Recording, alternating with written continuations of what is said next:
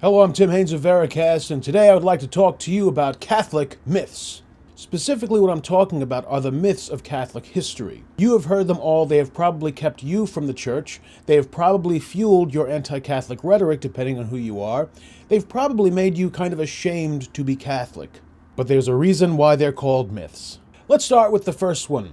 Catholicism hates science. Now, where does that usually come from? It comes from people's misunderstanding of the Church's relationship with Galileo and Copernicus. So first, let me lay down some truth on you. The Church does not hate science. In fact, science is a Catholic phenomenon.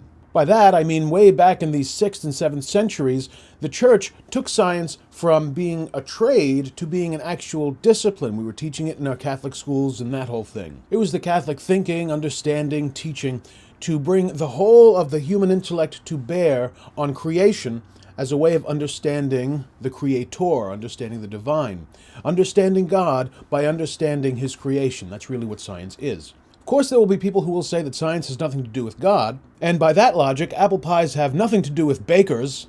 But the truth is, the discipline of understanding nature came from the Church. That's where it came from. Now, back in the 7th century, what your science was basically astronomy. That's basically what we taught in Catholic schools. It came from the old Greek disciplines. And our history with science has been very, very, very long. The Church funded Copernicus. The Church funded Galileo. The father of the Big Bang Theory was a Catholic priest. The father of genetics, Catholic priest. Blood chemistry, Catholic priest. The Church and the study of science have always gone hand in hand. Also, you'll hear a lot of talk about the Dark Ages, but the truth is there's so much evidence that the Dark Ages weren't really all that dark that nobody even calls them the Dark Ages anymore. They're generally referred to as early medieval times. Early universities developed by the Church came out of the Dark Ages. The Carolingian Renaissance, which preceded the Renaissance everyone has come to know and love, the Carolingian Renaissance came out of the Dark Ages. You should Google that. The foundations for scientific study came out of the Dark Ages. Resurrecting the sevenfold disciplines of the old Greek education model and bringing that to modern-day Catholic schools, that practice came out of the Dark Ages. Art and architecture, Dark Ages. So the Dark Ages weren't really that dark. You know where the term Dark Ages comes from? It doesn't come from the 1950s. It comes from the Renaissance. The Renaissance considered the period that preceded it to be the Dark Ages, because in the Renaissance, everyone was all about light and personal discovery and this and that and blah, blah, blah, and all sorts of nonsense. So compared to the Renaissance, the Dark Ages were considered dark, although realistically speaking, especially from a historical context in 2013, the Dark Ages weren't dark at all. Now, the modern myth is that the Catholic Church suppressed learning and science and art through the Dark Ages, and everyone was punished for reading books and all of this nonsense. Most people who bring up the Dark Ages don't actually know why they're called the Dark Ages. They just assume that the Catholic Church was suppressing knowledge and learning and all that stuff. But you don't have to take my word for it. Do the research yourself. History proves that not only is none of that true, but the Catholic Church had a huge role in lending to art and science and culture and architecture.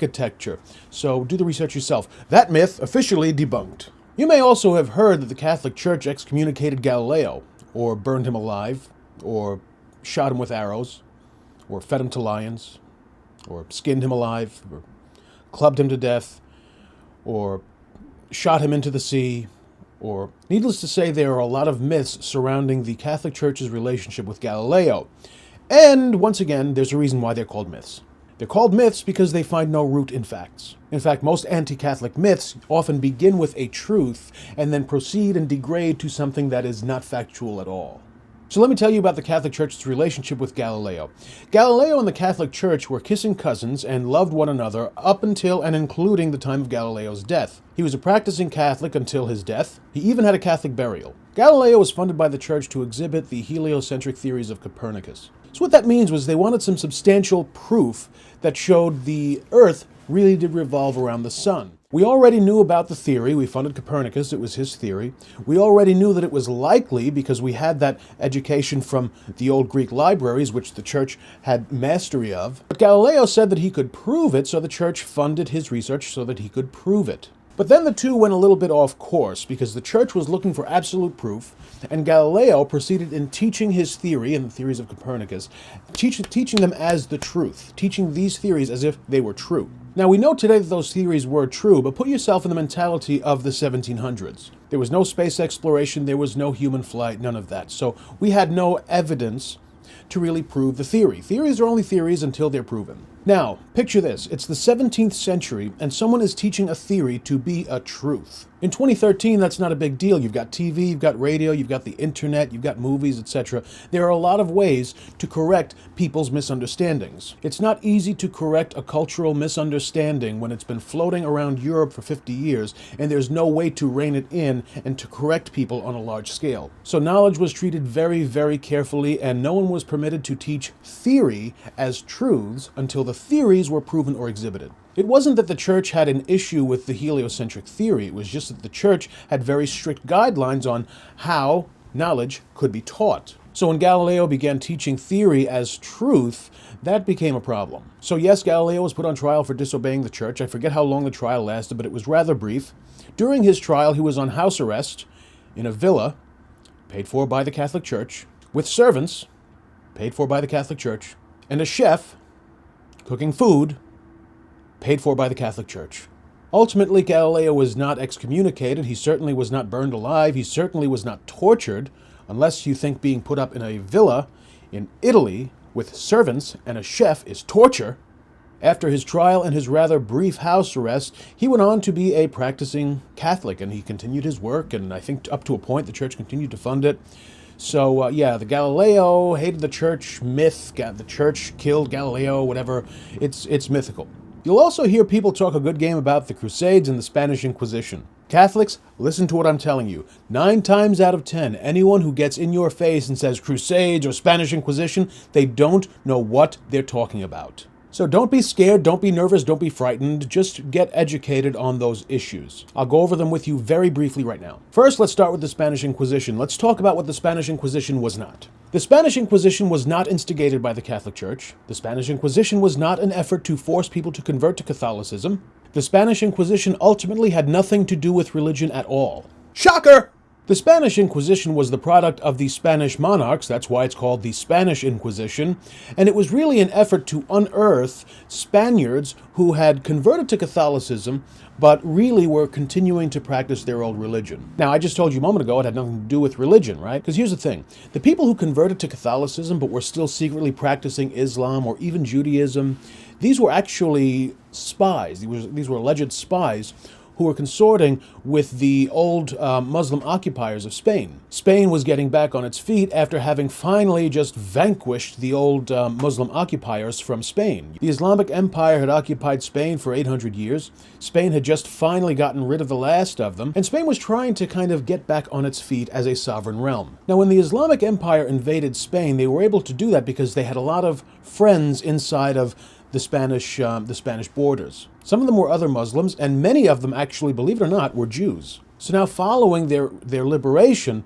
now there are reports from the south of Spain that there are still Jews and Muslims who pretended to convert to Catholicism, who continue to consort with the ancient enemy, the Islamic Empire. And as it turns out, that was actually true. It wasn't just some empty allegation. So Spain utilized a mechanism of the Catholic Church called an Inquisition, which is originally intended to identify people who've adopted a heresy, address them, engage in a dialogue with them, find out why they believe their heresy, and attempt to correct them. That's what an inquisition is. It's not an effort to force conversion. It's an effort to purify the faith of those who already believe in Catholicism. And torture has nothing at all to do with it. So the Spanish monarchs decided to use the mechanism of an inquisition to unearth these false Catholics, find out what they really believe, how they really practice their faith, unearth these false Catholics, and find out if they're really spies in disguise.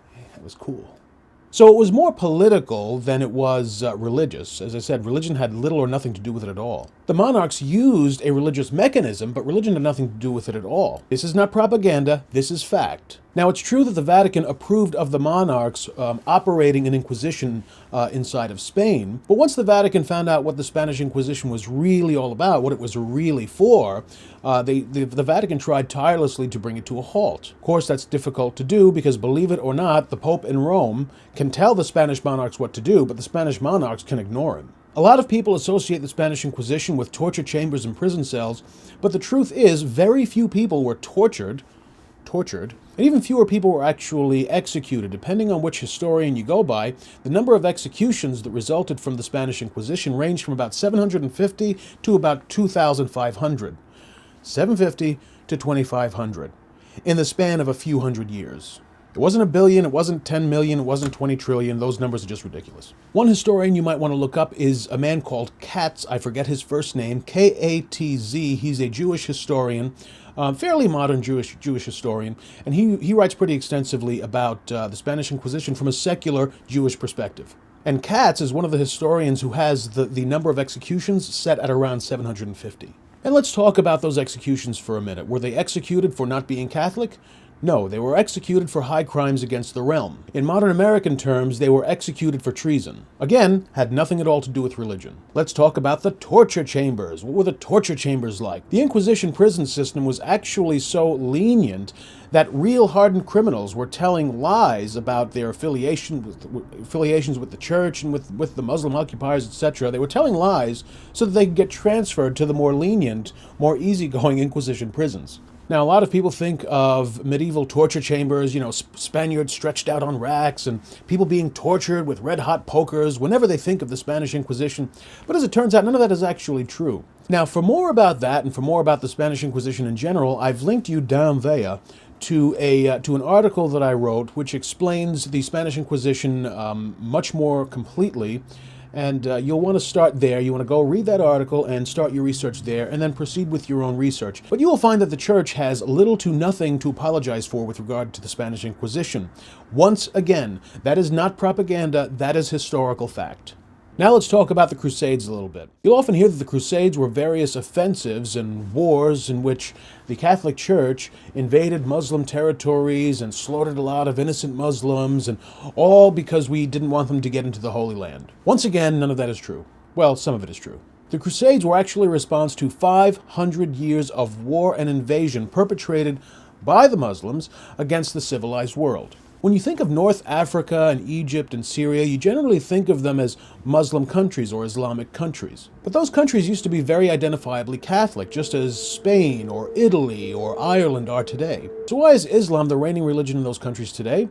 Well, because for the 500 years that came before the Crusades, the Muslim Empire was kind of waging war. It was a war machine that was going through the region, conquering these once Catholic territories. Eventually, as the Islamic war machine proceeded northward toward Turkey and the Holy Land, at that point, Christianity said, that's as far as you're going to go. So the Crusades weren't really an offensive at all. The Crusades really were a response, a retaliation to the Islamic war machine that had been waging war against Christianity for 500 years. Christianity drew the proverbial line in the sand at the Holy Land. You'll hear a lot about grave injustices perpetrated by the Crusaders against innocent Jews and innocent Muslims. Some of that is true. Now, here's what I mean by that.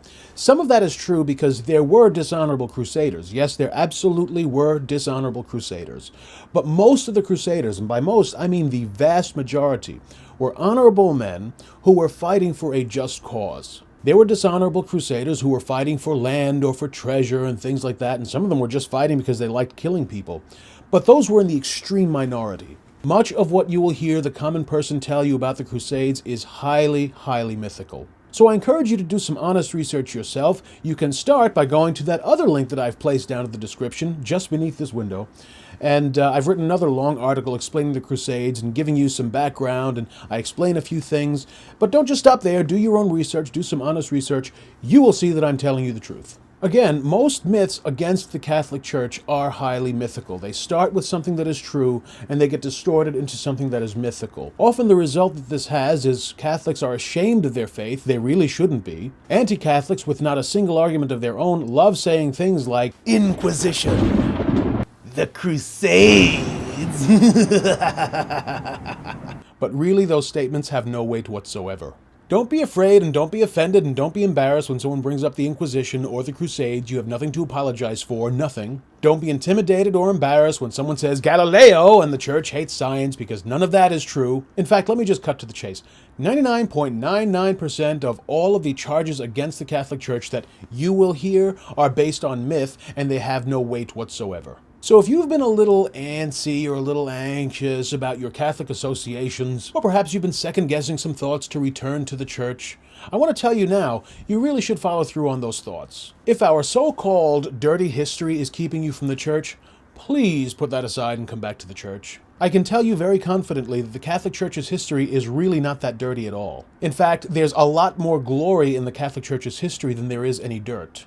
Not to say that you won't find some dirt in the 2,000-year history of the Catholic Church, but it's not the kind of gravity of dirt that people usually think of when they think about the Catholic Church. And of course, usually when someone is calling out the few instances of some dirt you will find in the 2,000-year history of the Church, they are also very quick to ignore 2,000 years of good, positive, rich, glorious, beautiful, amazing history.